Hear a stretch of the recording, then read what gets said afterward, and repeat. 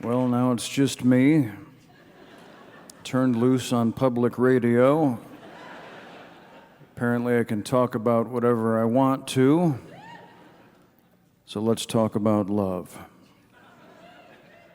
What a crazy time this is to be alive.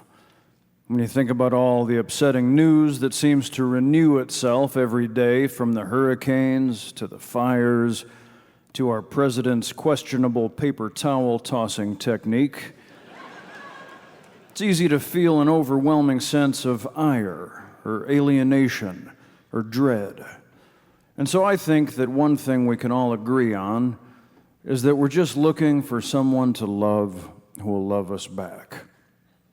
I'm 47 years old and have been happily attached to my wife, the smart, talented, gorgeous lady called Megan Mullally,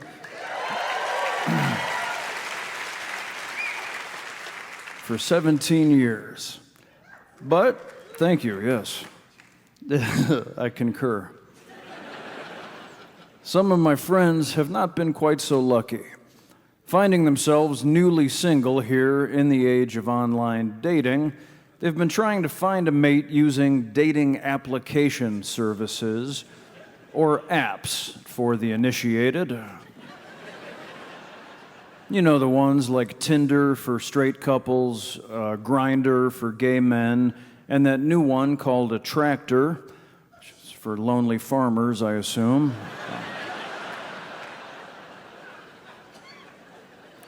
Back in our day, we found courtship to be a much simpler affair when one needed to merely attend a barn raising or a hog killing to find oneself in Cupid's line of fire, either catching the eye of a prospective sweetheart or slipping on the butcher's puddle into the arms of a future spouse.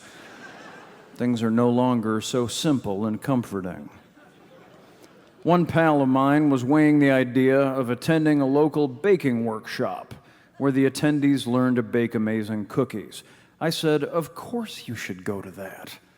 The best way to find a mate that will stick is for them to see you doing something that you actually love." Now, if you consider how far up I married, then I have to be conclusive proof of this. When I first met Megan at rehearsal for a play we were both in, she had just finished the first 2 seasons of Will and Grace and was about to win her first Emmy. I was literally living in my friend's unfinished dirt and stone basement in exchange for turning it into a space that could be inhabited by civilized humans. I could flamboyantly urinate in the middle of the room, and by the next morning, you couldn't tell where it had occurred.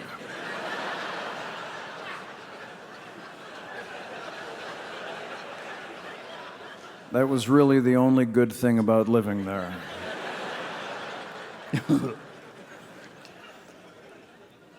So she and I were clearly existing at 2 very different levels of prosperity, as measured by personal hygiene, if nothing else. But when I met Megan at that first rehearsal, I was also helping the theater company build a stage into their new warehouse, so I was wearing a tool belt. And I was covered in a patina of sweat and sawdust and satisfaction. I have to believe that whatever glow she saw coming off of my ursine features had to have played a role substantially in her deciding to roll the dice on a relationship with me. She saw me doing something that I loved. So I told my friend, "Of course you should go to cookie baking class, because there will be no married people there. There will undoubtedly be other single people hoping to assist their own mating games, tossing out phrases like butterscotch chips and egg beater. Please hand me that spatula. Be sure to butter your baking sheets." And worst case scenario, if you don't find your true love there, you will merely have tricked yourself into baking amazing cookies. Don't go to events where the objective is to find romance. How can that work? A spark is much more likely to catch fire when the participants are not lined up scrutinizing the hearth for the first sign of smoke. Just go do something delicious and see if you don't end up getting kissed to boot. I still make things for Megan whenever I can. You'd be amazed at the mileage you can get out of something as simple as a hand-drawn card. When my wife turned 50, I asked her what special gift I might provide her upon this auspicious birthday, and she answered that she would like a rainbow. I swallowed audibly and stated, "Okay." I, generally bad at affecting any weather phenomena whatsoever, was quite baffled by the request until I realized that I could employ art in the service of my husbandry. And so I wrote her this song. It's called the Rainbow Song.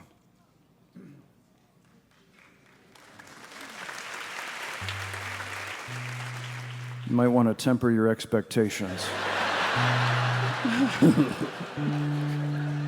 We're here with musicians.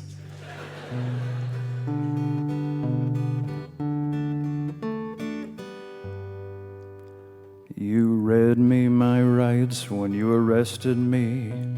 You put me on trial and gave me life.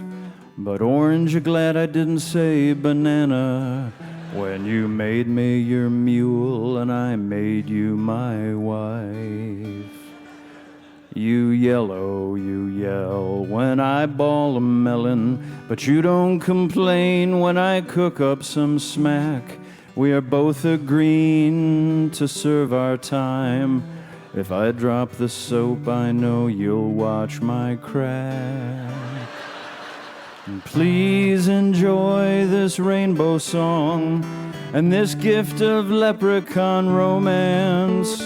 Please enjoy as part of this well-balanced breakfast the lucky charms you will find in my pants.